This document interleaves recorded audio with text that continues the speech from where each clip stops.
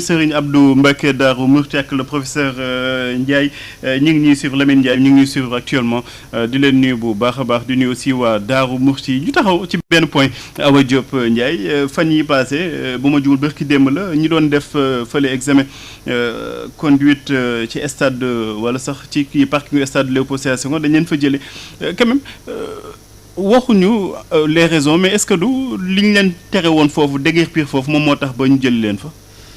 Pape soo xoolee boo xool également xam nga loolu c'était pas normé ne carrément fii la ñu war a defee conduite ñun ñëpp fa la ñu jaar fa la ñu passé suñu examen de conduite mais également da ngay xool ndax si les conditions étaient réunies pour nga def fa li nga xamante ne moom moo di conduite da ngay ñëw rek ñu sampal la ay pneu rëddal la nga jàdd dem amul woon benn loo xamante ne dañ ko normaliser mais également suñ demee ba jël ay mesures également Pape pour ne stade bi alentour yeeg yi ni mel yëpp dañ ko war a defar parce que dañu acheminé wu ci loo xamante ne en 2026 JOJ et loo xamante ne adduna bi yëpp seen bët yi dañuy tegu ci Sénégal am na melokaan boo xamante ne bërëb yooyu war nañ koo mel fi nga xamante ne moom mooy dalal athlètes yi di dalal gan yi ñun bu ñu frileux au changement Pape dañu toll foo xamante ne ça bouge on doit pas rester derrière dañu war a soppi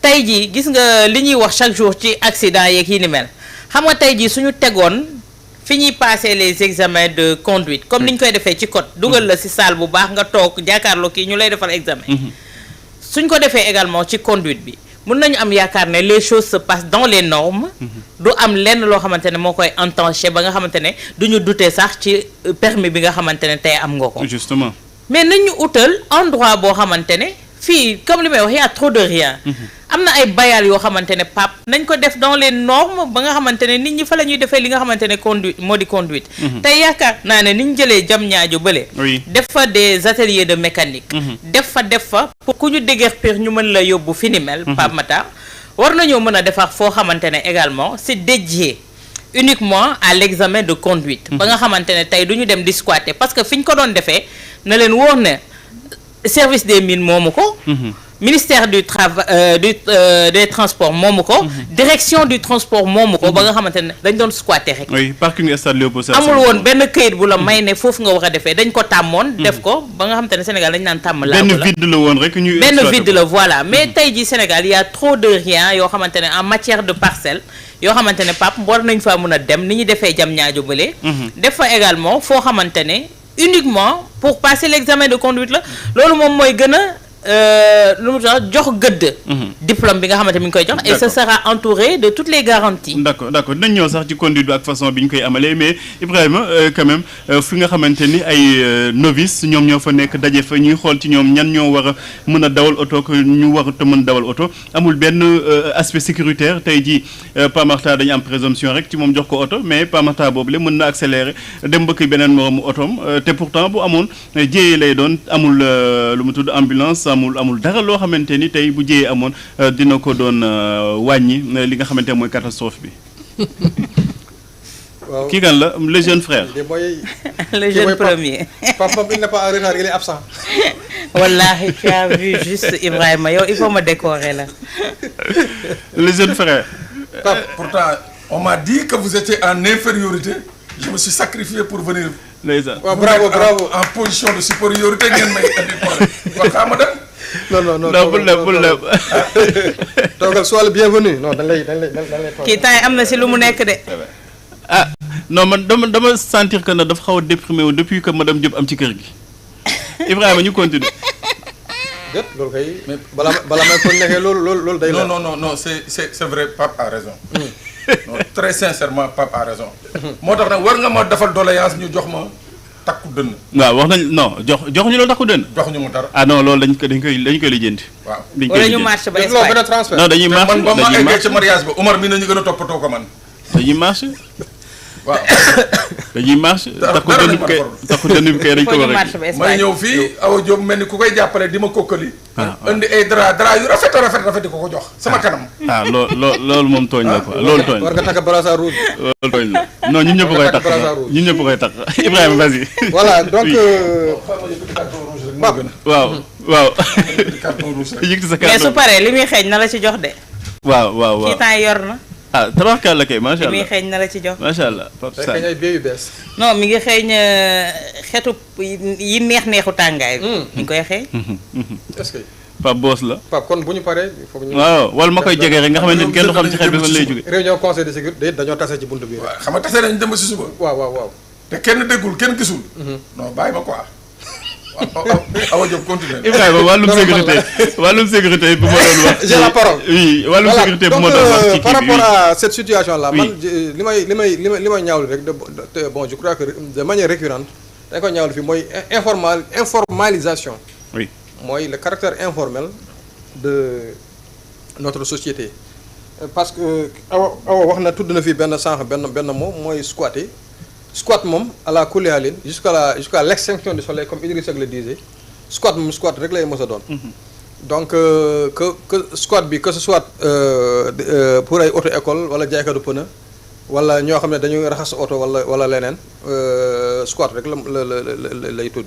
Maintenant Sénégal nag ngay gis koo xam ne dafay nekk ci squat il est en situation irrégulière. mais nga xëy benn jour après bëgg koo régulariser boo moytul mu taal ay pneu. bon jàmmaloog force de l'ordre yi bon, par exemple ce qui se passe ici devant chez nous. bés bu ñu demoon par exemple préfecture ne lii daf koy régulariser parce que fi mu ne nii les piétons n'ont plus par où passer alors que y a des zones yoo xam ne qui étaient prévues pour les piétons mais léegi les marchands ont tout occupé waxuma nag ñeneen ñi nga xam ne dañoo bëgg def leneen donc loolu c'est un fait maintenant beneen fait bi mooy que effectivement je pense pas que ce soit en direction des JOJ ou bien en dehors des JOJ au-delà des JOJ ou avant les JOJ foofu c'est pas nekkul benn domaine boo xam ne dañ ko réserver pour ñi nga xam ne dañuy jàng conduite je pense que jàng conduite dañ ko waroon aménager effectivement Awa l'a dit ça comme ni ñu defaree Sébikotane pour les mécaniciens et ñi nga xam ne tous les gens qui gravitent autour de l'automobile noonu la ñu war a defaree foofu benn espace dédié aux pièces détachées comme ça ñi nekk di foncé boobu ñoom tamit ñu dem rejoindre leen foofu prévoir foofu benn espace boo xam ne pour les auto-écoles nga xam ne foofu la ñuy defee seen entraînement parce que sinon li rek mooy kii y a des JOJ bon maintenant l'État veut reprendre li nga xam ne moomeelam la te kenn mënu ko ci critiquer reprendre li nga xam ne moom c'est de dépendance de l'aéroport Senghor mu déguerpir leen après nga dégg nag bon rajo yi wala site internet yi dem foofu taalal leen kii nga dégg koo xam ne comme Ibrahima naan lii man sama njaboot ci lay suturloo mais sa njaboot buy suturloo ci loo xam ne du illégal à la kulli haalin du c'est pas parce que ci lay suturloo wala yow ci ngay suturloo que mu doon lu légal parce que même ki nga xam ne dafay jaay loo xam ne dafay jaay drogue wala dafay jaay loo xam ne lu lewul la mais peut-être amaana njabootam ci lay suturloo mais pour autant ça n'en fait pas une activité légale ça n'en fait pas une activité licite donc il faut que les gens reviennent à de meilleurs sentiments pour ñu mën a en tout cas di aligné wu par rapport à li nga xam ne moom mooy li war a nekk moom mooy li nga xam ne moom mooy la règle. alors comme da nga am moom émission na dugg benn yoon rek complété ñu moom colonel Kébé ñu kiiwal ko ñu dalal ko. C'est en bas. Oui, c'est en bas. Ouais, c'est en bas. Donc, là, j'arrive. waaw. Pape mi ngi doon jël sa invité. mais colonel mën nga toog de. ah colonel mën nga toog ci rajo bi tuuti. c'est les aléas directs. mën nga toog dama toog ñu waxtaan tuuti. oui dama toog ñu waxtaan tuuti actualité la méttiwul. alors yaa ko invité. de toute façon kër gi la rek Walf TV Walf la Pape Sané maa ngi jégalu lan de alors Pape Sané maa ngi lay nuyu. maa ngi lay fay grand frère Pape Matar. mais il est revenu en forme. ah oui l'air pur de Saint-Louis hein. ou de Mboro. non waaye dina demul woon Mboro de. ñun daal Mboro la ñu xam. Pape Sané nuyoo bi na gàtt temps bi jeex na de. waaw nuyu maa ngi lay fay bu baax a baax baalu la àq baal la àq baalu àq ñi ma fi fekk Seydina Ibrahima ak Adja Awa baalu àq sénégalais yëpp. ak auditeur u Keppaar gi. colonel Kébé maa ngi lay nuyu. maa ngi lay fay. ñu ngi lay dalal ci Keppaar gi. ñun Sénégal yi ñu lay déglu ci rajo bi en direct. waaw kon je suis venu par hasard mais may kontaan si loolu di nuyu ñëpp ñi nga xam ne ñu ngi ñuy déglu. alors Pape Sané ñi ngi doon wax wàllum déguerpissement bi nga xamante ni am na fële ca parking stade Léopold Sédar Senghor ñi fa nekkoon doon fa def ay examen lu mu tudd auto école ñoom nañ fa jëlee ba sax doo fay gaz lacrymogène berki dem bu ma juumul est-ce que dañu war di continuer quand même di passer ay examen ci conditions yooyu la man ki wax sànq Ibrahima amul benn condition sécuritaire tey jii bu fa jëyee amoon du ambulance du dara loo xamante ne am na fa et pourtant ay xale ñoo fay taxaw di jàng dawal loolu yaakaar naa nga gis camion yeeg oto yu ndaw yi yëpp bokk ci même place yi ay pneu rek nañ fa teg est-ce que waruñu dépasser loolu. Pape xam nga ñun dañu am ay pratiques yi nga xam ne dañu jël jàpp ko finalement daf ériger ko en règle ci dëkk bi parce que bu ñuy wax waxu passer permis de conduire wala jàng école soo xoolee dafa am ay centres yi nga xam ne dédiés ay centres yi nga xam ne foo dem ci àddina bi dafa am li ñuy wax ay centres dédiés pour ñiy jàngale ak fi ñuy passer permis mais ñun dañu tàmm ces situations de facilité et de précarité ba nga xam ne boo xoolee nag c'est une habitude de tous les Sénégalais mooy dafa am sunu ay habitudes yi nga xam ne dañ ko tàmm mooy maanaam sunu yi nga xam ne dañuy tànn di ko def ci dëkku kaw yi dañ koy faral di indi ba ci biir capitale bi autorités yi nekk ci capitale bi moo xam maire moo xam préfet moo xam ku mu munti doon ñoom it pour